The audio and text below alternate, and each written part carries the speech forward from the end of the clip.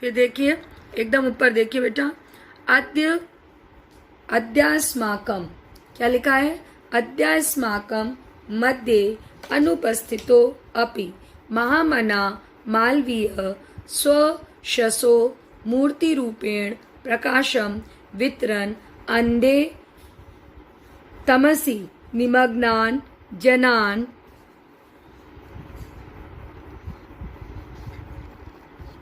सन्मार्गम दर्शयन स्थाने स्थाने जने जने उपस्थित एव। फिर से लाइन पढ़ रही हूँ। अद्य अस्माकं मध्ये अनुपस्थितो अपि महामना मालवीय स्वयशसो मूर्तिरूपेण प्रकाशम वितरन अंधे तमसि निमग्नान जनान सन्मार्गम दर्शयन स्थाने स्थाने जने जने उपस्थित एव। जयन्ति ते महाभागा जनसेवा परायणा जरा मृत्यु भयम नास्ति येषां कीर्तितनो क्वचित। क्या श्लोक है?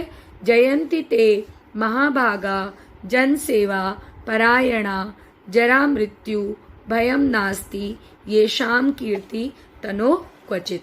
अब जरा हम लोग अलग अलग इसका अर्थ देख लें। शाब्दिक अर्थ क्या कह रहे हैं लेखक जो हैं वो महामना मालवीय जी के लिए? अद्य अस्माकं, क्या कह रहे हैं? अद्य अस्माकं मध्ये अनुपस्थितो अपि। अद्य मतलब आज, अद्य मतलब आज। ये देखिए, अद्य अस्माकं मध्ये। ठीक है, समझ में आ गया चैप्टर। इसमें जो लास्ट श्लोक है वो बहुत इम्पॉर्टेंट है, लास्ट का श्लोक, और उसको आप ज़रूर से याद करिएगा, ज़रूर से इस पूरे चैप्टर को ज़रूर से पढ़िएगा। और ये भी ध्यान दीजिएगा कि इसमें जो लास्ट का श्लोक है वो लास्ट का श्लोक कई बार श्लोक में पूछ लिया जाता है। जैसे आपको 2 अर्थ लिखने होंगे ना, अभी भी आपके क्वेश्चन पैटर्न में चेंज नहीं आया है। क्वेश्चन पैटर्न आपका बोर्ड एग्जामिनेशन में वैसे ही आएगा कि आप गद्य की अर्थात संस्कृत के अवतरण की का हिंदी अनुवाद लिखिए और श्लोक का अनुवाद लिखिए। तो बेटा ये याद रखिएगा कि आपका इसमें जो लास्ट का श्लोक है वो कई बार श्लोक के रूप में भी पूछ लिया जाता है।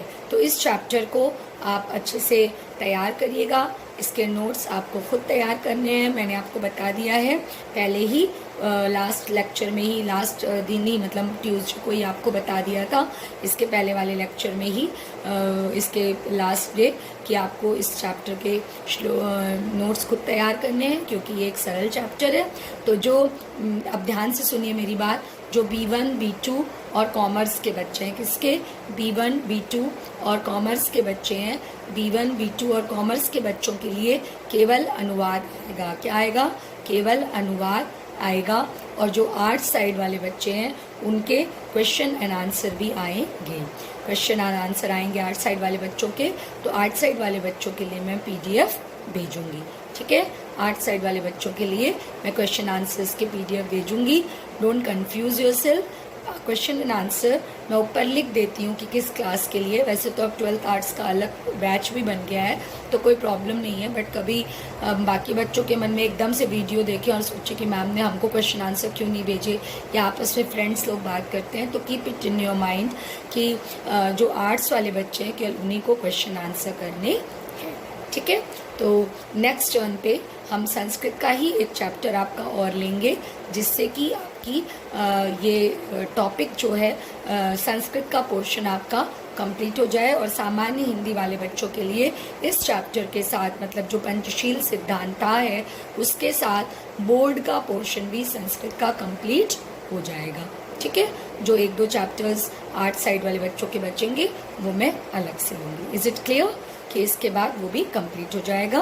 तो इसको आप ज़रूर से पढ़ लीजिएगा। और एक ये बोर्ड एग्जामिनेशन के लिए महामना मालवीय काफ़ी इम्पॉर्टेंट चैप्टर है, इसको ज़रूर से आप लोग तैयार करेंगे। ठीक है, and last but not the least, what ever activities I am giving you, kindly do it because they will give you new energy and boost up energy, and my all activities are not bring much financial problem to you और much effort आपको बहुत ज़्यादा नहीं करना होगा, कोई बहुत financially आपको प्रॉब्लम नहीं होगी।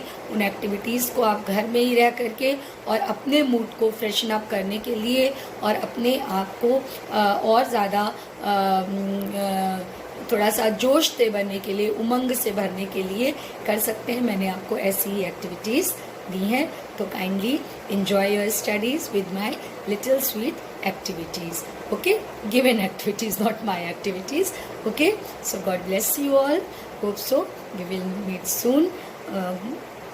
Thank you.